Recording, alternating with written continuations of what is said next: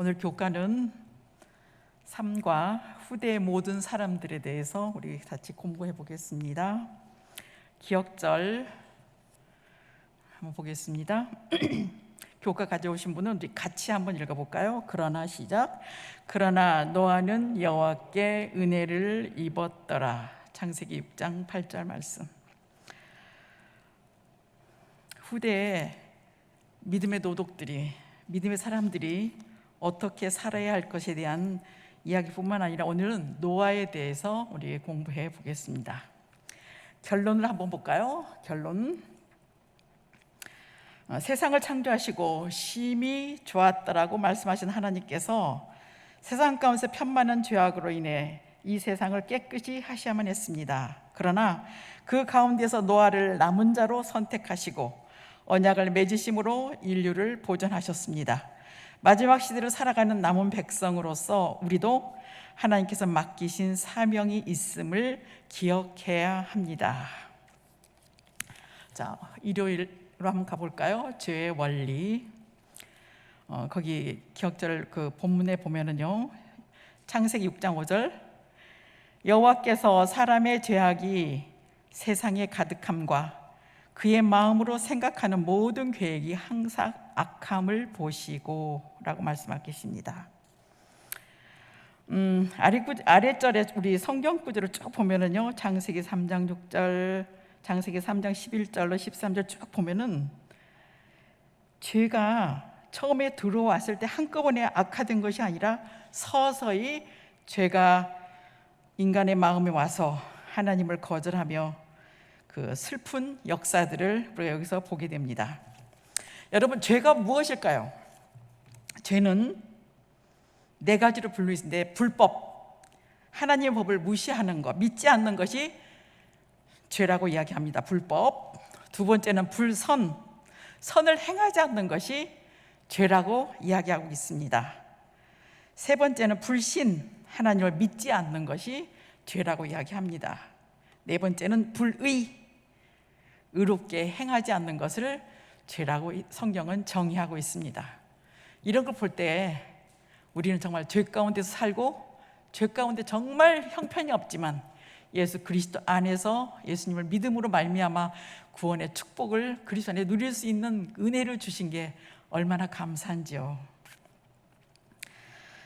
그래서요, 우리가 보면은 죄는 점차적으로 인간의 마음에 와서 악화시키고 자연 치유의 능력을 가진 모든 몸에서 난 상처가 다르다고 이야기합니다. 죄를 내버려두면 파멸의 이르기까지 멈추지 않는다고 이야기하고 있습니다. 하나님께 죄를 미워하실 뿐만 아니라 거기에 이유가 있음을 알게 됩니다. 그 묵상에 가보면요, 하나님께 죄를 미워할 수밖에 없던 이유가 무엇일까요? 그 이유는 죄를 버려두면 치유되지 않고 파멸의 이르기까지 멈추지 않기 때문입니다. 죄는 달콤하고 그렇지만 결과는 치명적입니다. 죄는 번신력이 강합니다. 죄는 핑계를 만듭니다. 죄는 분을 내고 살인을 이룰 수 있게 만듭니다. 죄는 점점 커질 뿐만 아니라 눈떠기처럼 불어납니다. 죄는 처음에는 어려워도 그 다음은 쉬워지는 모습을 보게 됩니다. 죄는 세상을 정복합니다. 죄는 그냥 두면 결코 멈추지 않는 것을 볼 수 있습니다. 결국 죄란 하나님께 반항하는 거라고 볼 수 있습니다. 믿음은 무엇일까요? 하나님께 모든 것을 맡기고 항복하는 것이 믿음입니다. 우리 영감의 교훈에 한번 읽어볼까요? 영감의 교훈, 합법적인 것을 그릇 사용함, 원고에 나오는 것을 한번 읽어보겠습니다. 홍수전 시대의 사람들의 죄는 원래 하나님의 율법과 일치되는 것들을 그릇 사용하는 데 있었다. 그들은 자기들의 이기적인 욕망을 만족시키는데 하나님께서 주신 선물들을 사용함으로써 그것들을 더럽혔다. 식욕과 비열한 정욕의 방종으로 그들의 상상력은 완전히 썩어 버렸다라고 이야기하고 있습니다. 정말 세상에 되어가는 모든 일을 볼 때 예수님 오실 날이 정말 가까운 것을 우리는 보게 됩니다. 죄의 그 결과들을 보면서 월요일로 가보면 은혜를 입은 노아에 대해서 오늘 생각해 보겠습니다. 거기 기억지를 보면은 이것이 노아의 적본이라. 노아는 의인이요 당대의 완전한 자라. 그가 하나님과 동행하였으며 라고 창세기 6장 9절에 말씀하고 있습니다. 여기 성경지를 쭉 보면은요, 노아는 의로운 사람이었다. 왜 의로운 사람이었을까요? 우리 히브리 11장 7절에 보면은 노아는 믿음으로 의롭다 인정받았다고 이야기합니다. 그는 완전한 사람이었다. 그는 그리스도 안에서 완전한 사람이 되기 때문에 골로새 1장 28절에 이야기하고 있습니다. 그는 하나님과 동행하였다. 그는 하나님의 뜻에 맞는 삶을 살았습니다. 아모스 3장 3절 말씀. 그래서 주의 은혜로 사는 사람, 여기서 가장 중요한 것은 예수님과 동행할 때, 거기에 예수님 안에서 예수님을 믿음으로 말미암아 그 안에서 예수를 닮아가는 믿음의 삶이 되는 것을 우리가 여기서 생각할 수 있습니다. 노아는 여호와 하나님과 더불어 구원의 관계를 맺었을 뿐만 아니라 하나님과 함께 일할 수 있는 사람이었고, 하나님의 음성을 듣고 순종하였으며 하나님을 신뢰하는 사람이었습니다. 하나님께서는 노아를 당신의 목적을 이루기 위하여 사용하셨고, 노아를 가리켜 베드로는 의를 전파하는 사람이라고 이야기하고 있습니다. 창세기 6장 8절에 보면은 이 구절에서 노아가 하나님과의 어떤 관계를 맺고 있었는지 우리에게 무엇을 가르쳐주는가 이야기합니다. 은혜의 언약을 여기서 이야기하고 있습니다. 은혜란 아무 겁도 없는 죄인에게 베풀어 주시는 하나님의 자비와 은총을 이야기하고 있습니다. 여러분, 우리가 신앙생활을 하면서 무엇이 크게 보입니까? 하나님의 은혜입니까?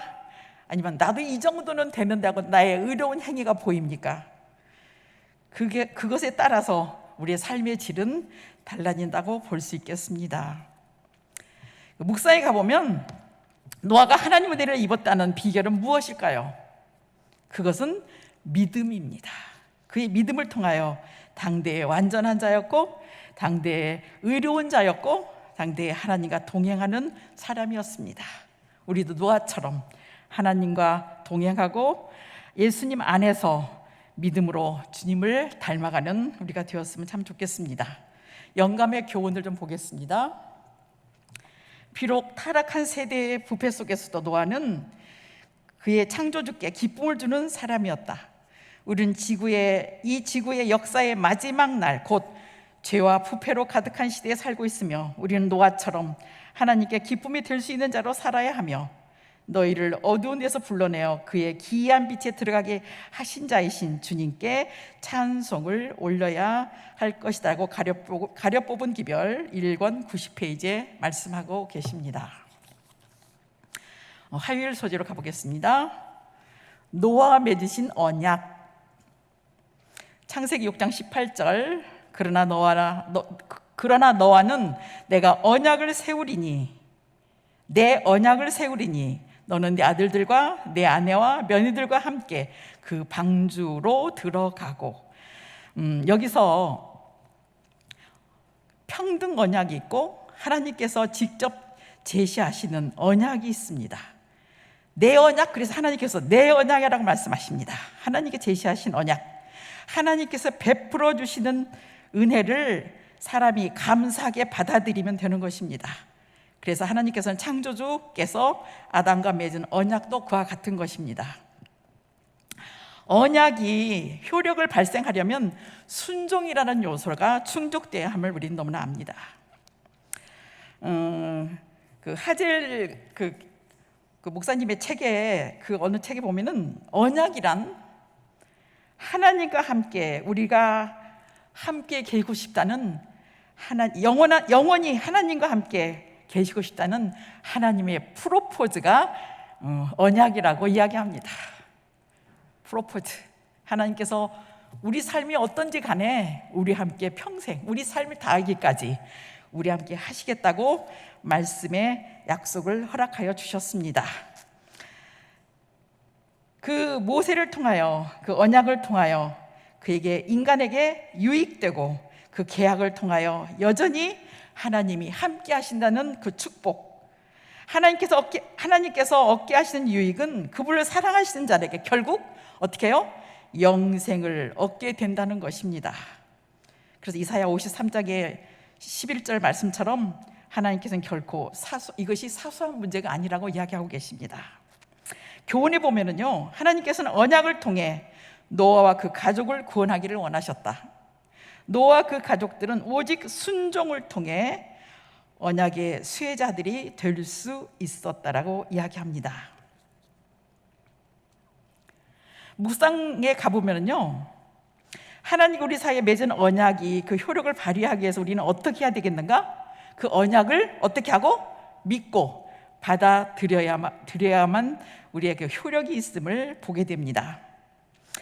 언약은 하나님과 인간의 합의이지만 하나님 편에서 내 언약이라고 말씀하고 계십니다. 인간 편에서 순종해야 할 때 불순종하면 그 언약이 깨지는 모습을 보게 됩니다. 오직 언약의 유익은 인간에게 축복을 주시기 위한 하나님의 축복일 뿐 아니라 언약의 유익은 사랑하는 자들에게 영생을 주십니다. 결국 이 언약의 모든 것이 인간을 사랑하시는 하나님의 무한한 사랑이 있음을 우리는 깨닫게 되는 것입니다. 그 영감의 교훈을 한번 보겠습니다. 사도행적 482페이지, 하나님과 인간의 협력. 구원을 얻는 일은 일종의 협력이요 연합활동이다. 하나님과 회개한 죄인 사이에 협력이 있어야 한다. 이 일은 품성의 바른 원칙을 형성하기 위하여 필요하다. 인간은 그로 하여금 완전을 얻지 못하게 방해하는 것을 이기기 위하여 열렬히 노력해야 한다. 그러나 인간은 성공을 얻기 위하여 전적으로 어떻게 해야 된다? 하나님을 의지해야 한다라고 말하고 있습니다. 언약이 아까 제가 뭐라고 그랬어요? 영원히 함께 우리와 함께 계시고 싶다는 하나님이 프로포즈를 받고 싶습니까? 네, 이 안에서 정말 기쁘고 즐겁고 감사한 일이 우리의 삶 속에, 그래서 이것을 우리가 은혜라고 이야기하고 있습니다. 거저주시는 그 은혜, 믿기만 하면 그리스도 안에서 새로운 피조물로 우리를 만들어주시는 하나님의 은혜가 우리 속에 역사하시기를 바랍니다. 자, 수요일 소재로 가볼까요? 언약의 증거인 무지개. 창세기 9장 12절로 13절. 하나님이 이르시되 내가 나와 너희와 곧 너희와 함께하는 모든 생물 사이에 대대로 영원히 세우는 언약의 증거는 이것이니라. 내가 내 무지개를 구름 속에 두었나니 이것이 나와 세상 사이에 언약의 증거니라고 말씀하고 계십니다. 하나님 여호와께서 무지개가 무엇을 상징한다고 말씀하십니까? 창세기 9장 12절로 17절에 무엇이라고 말씀하십니까? 하나님의 언약의 상징이라고 말씀하고 계십니다. 이 언약에는 언약의 혜택을 누릴 수 있고 누리는 자들만이 지켜야 할 의무들이 있음을 보게 됩니다. 하나님의 말씀은 여호와께 순종하기로 선택하든지 그렇지 않든지 상관없이 세계와 그 안에 존재하는 모든 걸 향해 주시는 말씀입니다. 이런 의미에서 성경의 다른 곳에서도 하나님과 사람 사이의 관계를 언급하면서 이와 같은 개념을 언약을 다룬 것이 없다고 말씀하고 계십니다.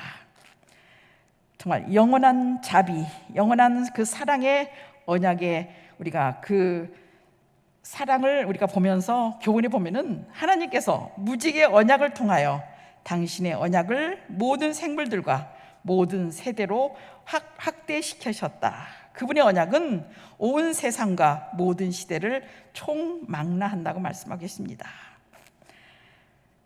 이 무지개는 언약의 혜택은 누릴 자에게 지켜야 할 구체적인 의무들이 있음을 이야기하고 있습니다.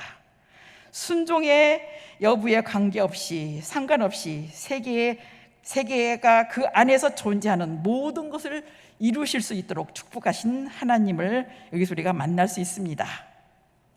창세기 9장 12절에 보면은 이렇게 말씀하십니다. 창세기 12절 읽어보고 하나님께서 무지개를 통하여 세우신 언약의 범위는 어디까지라고 생각할 수 있나 보면은요, 온 세상과 시대적으로도 미래까지 이르는 범위를 알 수가 있습니다.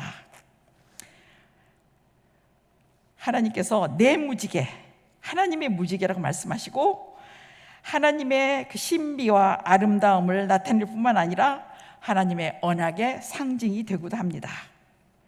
더 이상 홍수의 심판은 없을 뿐만 아니라 모든 사람이 모든 시대에 모든 생명체에 비치는 언약을 우리에게 말씀하고 계십니다. 무지개를 볼 때마다 대홍수의 심판을 전하라고 말씀하고 계십니다.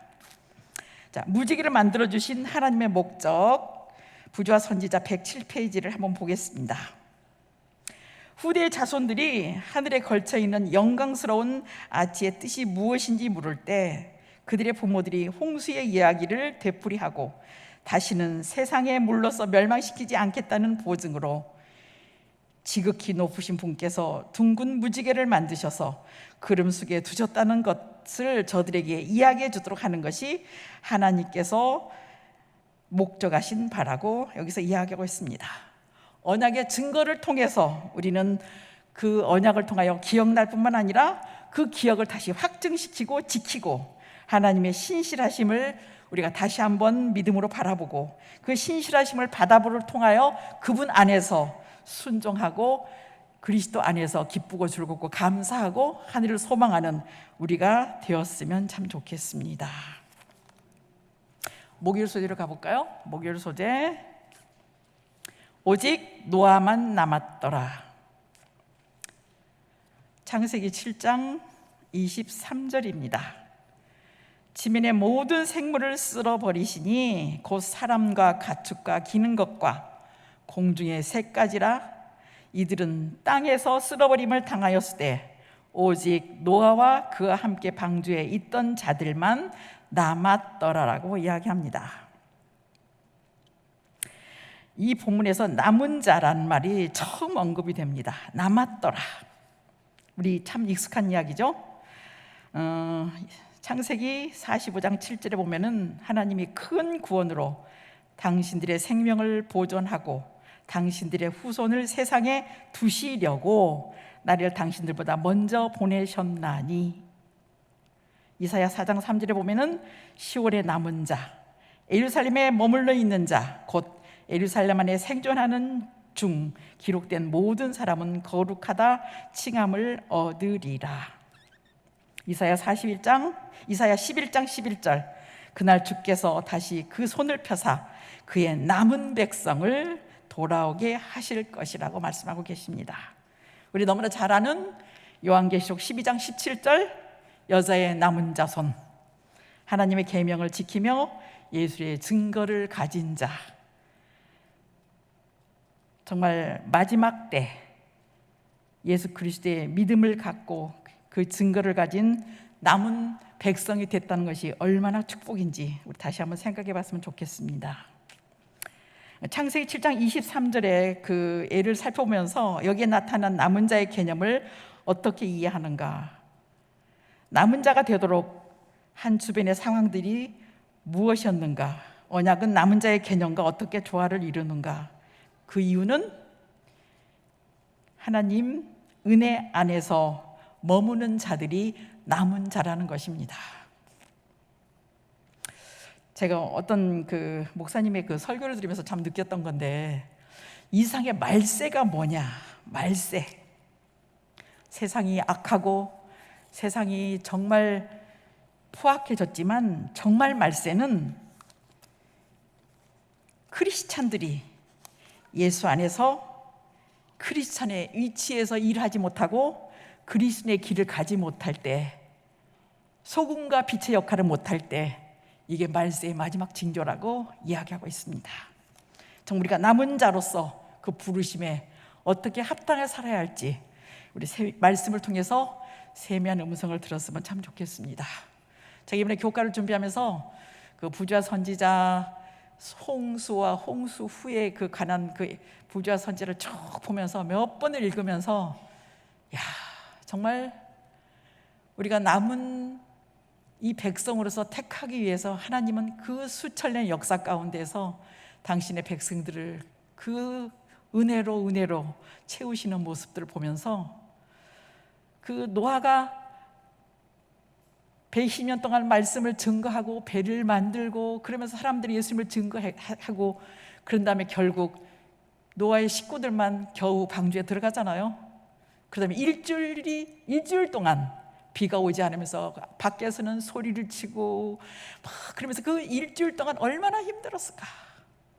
그렇지만 그 언약을 붙들고 끝까지 말씀 안에 그 순종했을 때 하나님께서 그 노아를 통해서 당신의 언약을 이루는 아름다운 축복들을 우리가 말씀 속에서 너무나 잘 알고 있습니다. 살아남은 자 노아의 가족이었습니다. 그래 노아의 구원은 하나님의 언약 곧 자비롭고 은혜로우신 하나님의 의의가 시작되었고 실행되었던 언약과 연관되어 있음을 우리가 보게 됩니다. 그래서 여자의 후손, 남은 자손, 정말 하나님의 은혜의 최고치 언약대로 우리를 부르시고 택하시고 마지막 사명을 다해야 할 그 축복자를 우리를 부르시고 택하셨다는 것이 얼마나 감사한지요. 자, 교훈을 보겠습니다. 언약의 하나님께서는 노아와 맺으신 언약을 지키심으로 노아와 그 가족들을 홍수 때에 살아남게 하셨다. 남은 자는 하나님의 보호하심을 받았다라고 이야기합니다. 우리가 정말 구원자이신 예수 그리스도 안에서 십자가의 보혈의 구속으로 우리가 날마다 주 안에서 놀라운 그 은혜와 사랑과 축복과 나를 향한 하나님의 그 하늘을 위하여 준비하시는 그 오늘 또 성령의 말할 수 없는 탄원으로 기도하시는 말할 수 없는 탄식을 기도하는 성령의 은총이 오늘 나를 다시 새롭게 하는 모습들을 다시 보게 됩니다. 그래서 우리가 하나님의 은혜 아래 산다는 것은 얼마나 축복인지요. 그 묵상해 보면은 전 세계적인 홍수 가운데 노아와 그 가족들이 살아남을 수 있던 이유는 무엇이었을까? 그것은 무엇이었습니까?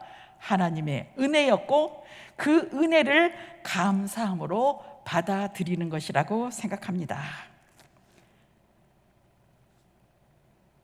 노아와 그 가족들이 방주 밖에서 사람들이 다 죽었지만 방주 안에서 그들을 안전하게 인도하시는 하나님의 그 보호함을 받았습니다.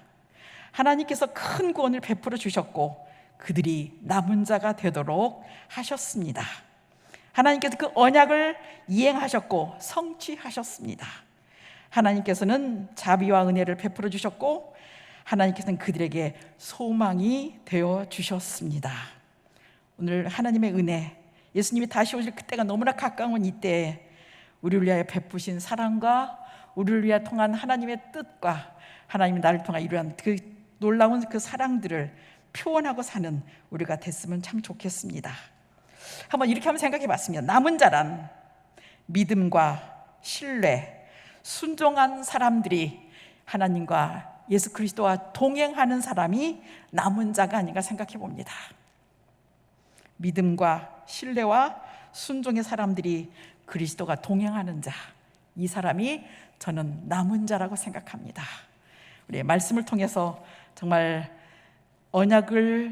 노아와 언약을 맺으신 하나님, 타락의 그 폭발적으로 증가하는 그 죄 가운데서 우리를 끝까지 부르시고 택하시고 믿음 안에서 우리를 준비하신 영원한 하늘나라가 있음을 우리 감사할 수밖에 없습니다.